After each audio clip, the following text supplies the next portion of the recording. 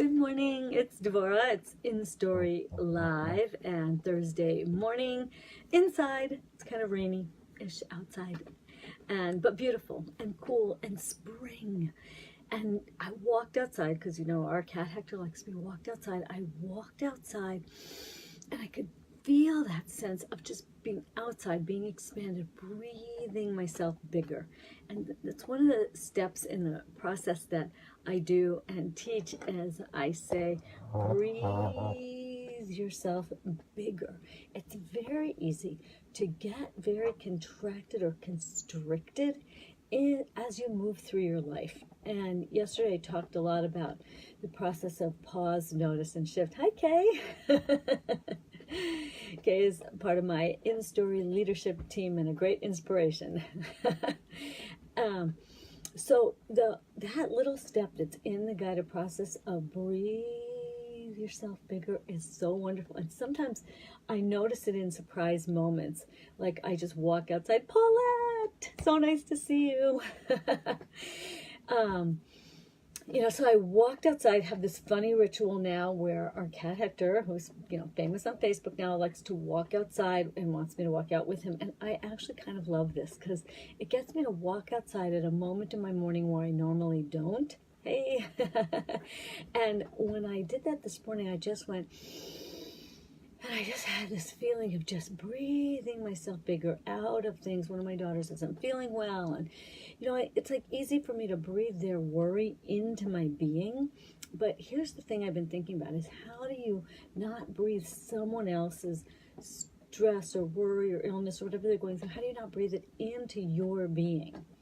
I've been listening to a series called The Evolutionary Empath, and I'm talking and reading and thinking more about the whole experience of when you're empathic or highly sensitive. And I just listened to two speakers yesterday on being a highly sensitive person, and it's now literally a measurable trait in 20% of humans. Literally, their brain is different. They are called highly sensitive, and it's just a trait. It's just a measurable human trait. It's normal. Just normal in 20% of the population, and we actually need them. So that sense of being able to breathe the energy that's not yours out of you, and to breathe in your own higher energetic source, your own energy. So that was kind of the feeling I had. I walked outside and I went, whew, I kind of let go of. I can help and I can support and can nurture and nurse, but I don't have to breathe their stress, their worry into my body, especially as parents. It's very easy to do this.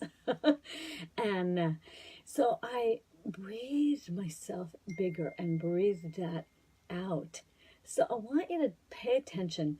A lot of what I love to talk about is this process of noticing. And so today what I want you to notice is when you feel a sense of being constricted or pressured, or we talk about being stressed out, right? But I want you to think about it as when you feel like that sense of being constricted, and then I want you to breathe yourself out of it. And just try, when I have the first step of my state guided process, which is stop and breathe, and after you close your eyes and notice that shift to stillness, I always say, now breathe yourself bigger than your physical body. And, these small things are so surprisingly effective and powerful.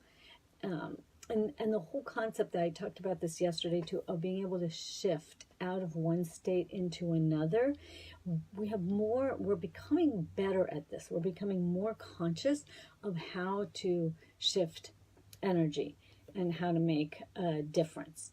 So just take some time today to shift your energy and see, how do you do that? How can you do that? And one of those is breathing yourself bigger. So that's like the main idea that I want to leave you with today. I guess I'll leave you with one other piece that we talked about yesterday. It's another one of my favorite themes. Oh, and then I'm going to tell you what I'm doing tomorrow. That is, how do you integrate all of who you are and allow that to take a new shape? And so part of that is really seeing that all of you is relevant and valuable. So as you're building something new, you pull from the old. From a lot of the skills we used in one job that we might be done with is still relevant to something new. Hi, Jack. It's still relevant to something new. So pay attention to how do you integrate all of who you are, and just think about what that is. And then if you want to go deeper with me and you want to learn more, tomorrow, Friday, May 17th at 2 o'clock Pacific time, I'm going to be doing a live, free, online workshop that's called How to Find Your Purpose by Tapping into Your Soul Story. And so we're going to do a cool workshop. If you're not on my email list, you can private message me and I can send you the Zoom link. And if you're watching this way after May 17th, just ask me because I'll have a replay link as well. There's a whole way that I have discovered that as you tap into your soul story and your stories from your past, it starts to reveal to you the clarity that people are looking for about your purpose. It's a very cool thing. So I'm going to say more about how that happens, how you do it, and how that can help you shift out of a place you're stuck or out of the spin cycle if you're there, and to move forward to the calling of your soul. So on that note, I wish you a wonderful day, and remember, as always, to go out in the world, share your story, live your purpose, and be a blessing. Bye, folks.